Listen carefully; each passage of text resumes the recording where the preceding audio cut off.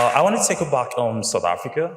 You did talk about South Africa, and obviously the Expropriation Act of 2024 is kind of a really big issue.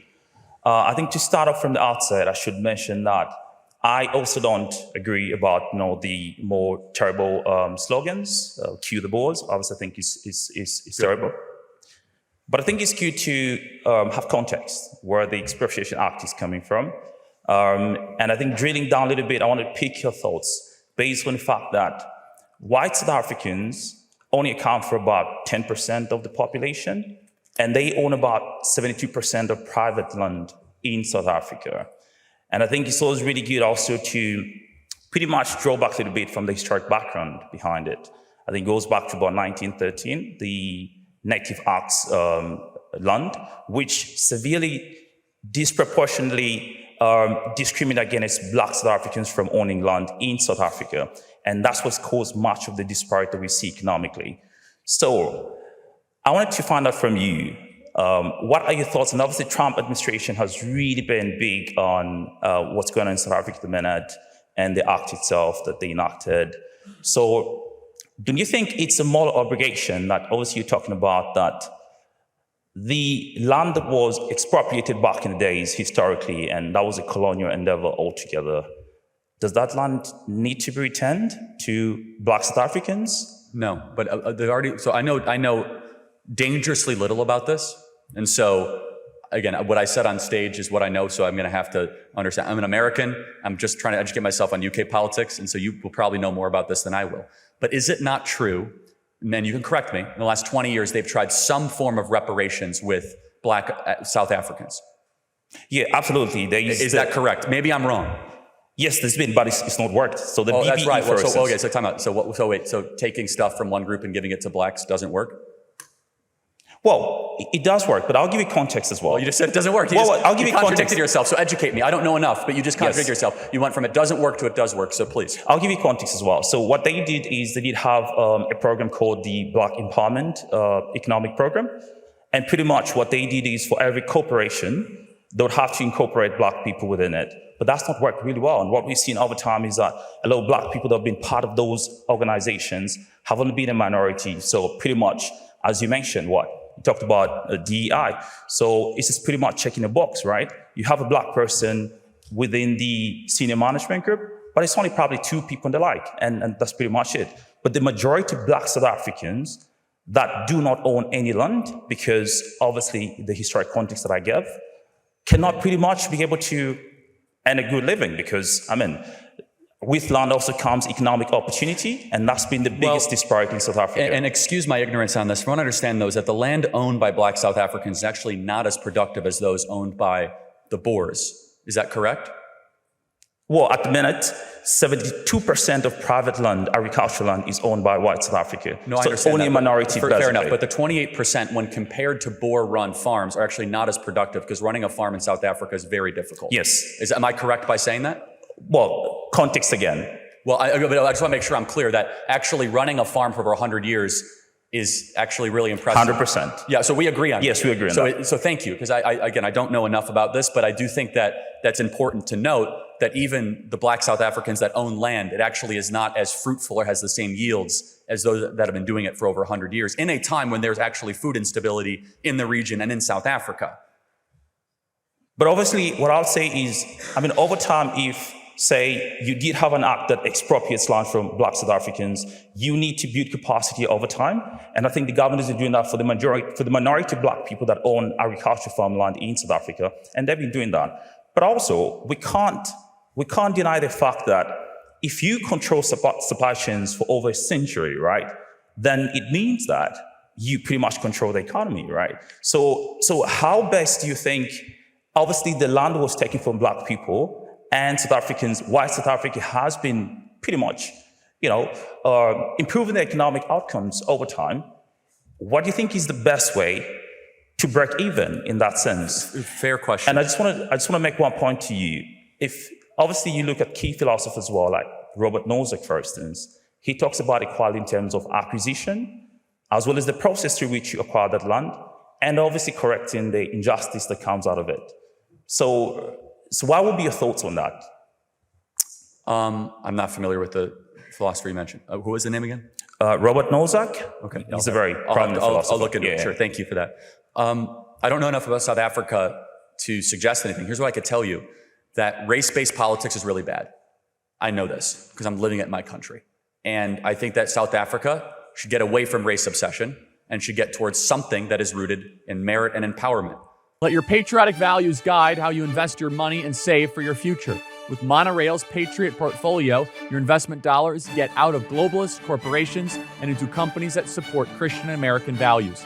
Monorail is perfect for anyone who wants to learn how to invest their money like a pro, or a conscious-minded investor that wants to put their money where their values are. Open an account today at monorail.com/Kirk. That's monorail.com/Kirk.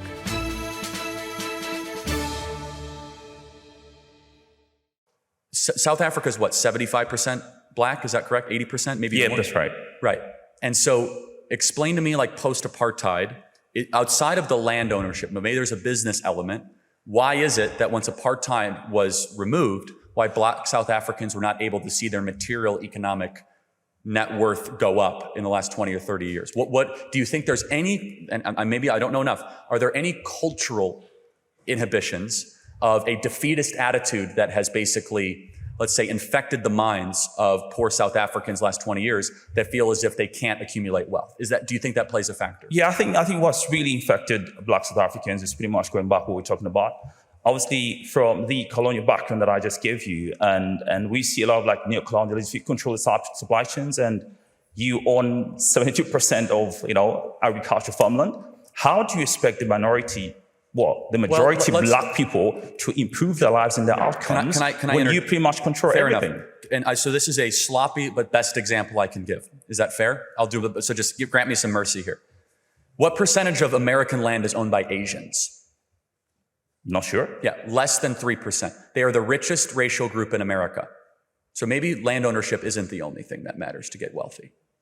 Well, I do recognize that a lot of companies now. Hold on a second. Forget the supply chain. Forget the land. Land is basically all owned by white people in America. Okay. Yet Asians, Indians are by far the richest group. So why is it that this particular group that happens to own the land and the supply chains, and we've admitted it's very hard to run this land, very hard to run this idea of farming in South Africa, it feels to me, I could be wrong, that it's a group of resentment-driven politics towards a group of people that own land instead of opportunity and empowerment-based politics, talking to the black majority about how they could build a better life for themselves instead of taking away other people's stuff. Well, maybe the question could be as well, why do you think white South Africans that pretty much acquired that land through unjust means are so apprehensive and they don't really want to break even or probably give up much of the land that was stolen? Hold on, that's a mindset issue. There's plenty in America that gets labeled as quote unquote stolen. Plenty.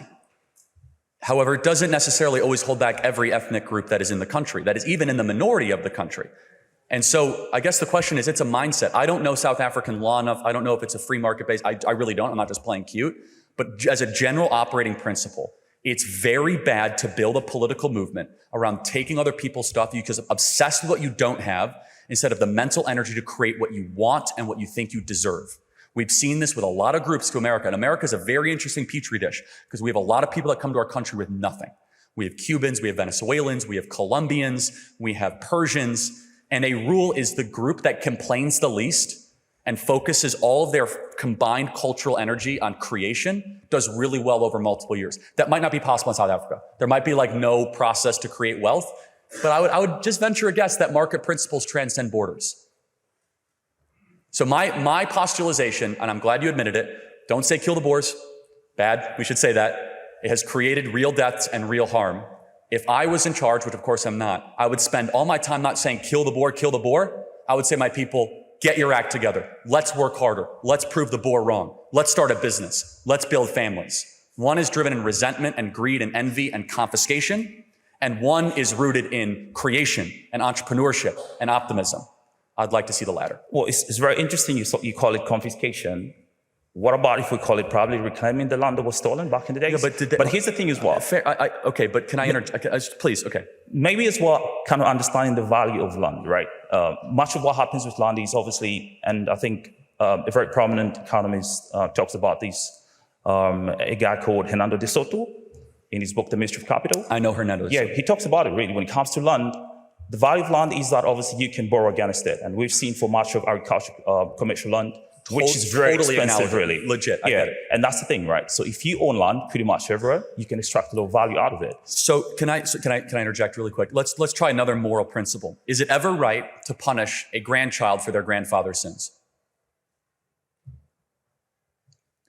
Not necessarily, but Well, hold on. You're context. suggesting Context is very important. They did not steal the land. Someone related to them stole the land. So why punish them? They look like them. They talk like them. They were related to them. But you are talking about actively punishing a human being that did not do the atrocity. I'm not saying we should actively punish them, right? Okay, but you're saying, I just want to make sure I'm clear. You went back to these three principles: making wrong the justice, redistributing. Yes. So correcting the injustice, I think. So is a fair correcting the deal. justice, let's say, theoretically, it would be that we want some of this land to go back to Black South Africans. That's confiscation, right? No, you no longer own it. This group's going to own it. Therefore, you are punishing a grandkid for the sin of a grandfather. How is that morally defensible?